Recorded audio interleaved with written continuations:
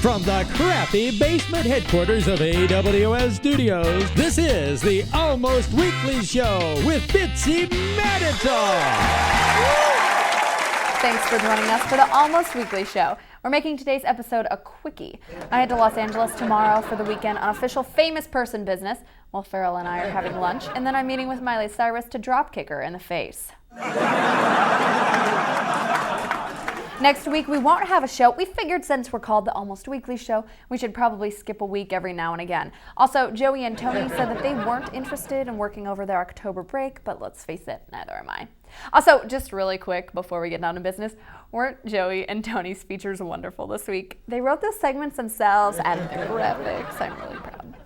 Anyway, studies released in a Car and Driver magazine show that driving while texting is more dangerous than driving while under the influence. Apparently, the study found that on average, driving at 70 miles per hour, one man suddenly braking while legally drunk only traveled 4 feet beyond his sober performance.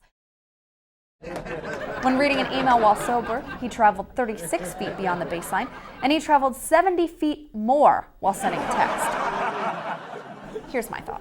If driving and texting is worse than drunk driving, then the next time a cop pulls me over at 3 in the morning, he should thank me for keeping my phone in my purse, admire my Bluetooth, and applaud my ability to stay in my own lane. 'Cause I am a superb drunk driver. If you like being a narc but feel it takes too much time, have no fear. Purdue fans can now text the police about the drunk dude that stole a hat, threw up in it, and gave it back at a football game, rather than making a pesky phone call and missing the stellar quality of Boilermaker athleticism on the field. Fans can text police with problems like unruly behavior or suspicious activity, but are discouraged from reporting dumb plays or telling jokes about their mothers, because again, Chief Domkowski's mom is not fat. Also, steer clear of writing messages like, WTF. OMG, you porkers needs to see this drunk nude, roller skates. However, feel free to send them pictures of the giant inflatable penis. Abercrombie and Fitch model whining was at a maximum this week after Belgian model Florian Van Bael was fired for eating a croissant at the wrong time. Well, I would have fired him too. He's about 4 pounds away from looking like a heifer besides. Can you blame A&F for firing a model that would cost $1,500 for the day? Since the recession, their profits have been down, and firing him was equivalent to selling 7 articles of their clothing.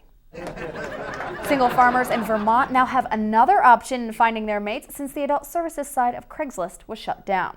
Instead of speed dating, these lonely country bumpkins can now weed date their way to marriage. No, they're not spending an afternoon getting high with that illegal marijuana. They're spending an afternoon picking weeds in their field. Since discovering this, I've developed my own spin on speed dating. I'm calling it clean dating. My male matches will come over to my place and spend the afternoon cleaning up my apartment. My first eligible match, Tony, has come into the studio today to share his hopes and expectations for the homecoming campaign this year. Hey Bitsy, how you doing? Good. So tell me what you're thinking about doing for homecoming this year. Well, this year I'm thinking of running. For homecoming king or homecoming queen? Well, Joey and I are gonna work those details out over the break. Wait, so Joey's running with you? Yeah, Bitsy, we're a tandem team. Okay, so what do you have planned? Well, we're gonna make up some posters, and we already have several people that are interested in joining our street team to campaign for us. Are write-ins allowed on the ballot? Bitsy, the real question is, are write-ins allowed when faced with 2 of the best possible candidates in the university? Joey and I have prepared some promotional materials. Would you like to see some of them? Of course. Here's the pictures we've created for our posters. I think it makes me look like a fun person. And here's Joey's. Tony, are you and Joey going to make these big posters so that you can hang them up in Chauncey Hill Mall, in the bars and restaurants? Oh yeah, Bitsy. And our posters are going to say wonderful things. What's on yours? Well, let's see. My GPA is 2.49. I'm in a fraternity. But as an aside, my grade point average has nothing to do with my fraternity's social events or how much time I spend in Jake's and Brothers and Harry's and the Cactus on Thursdays. I get it, Tony. Yeah, obviously you're not a drinker. What else is on your poster?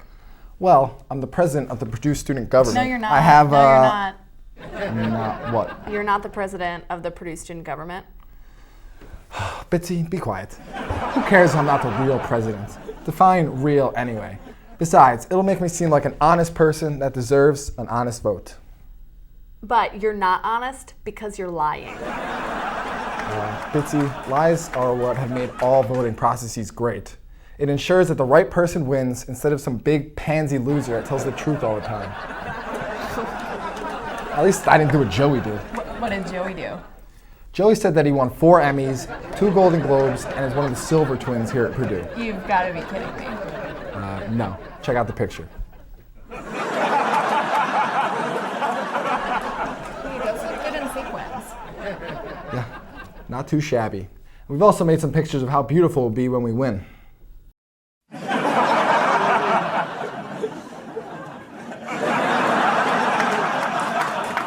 Well, Tony, thanks for stopping by today.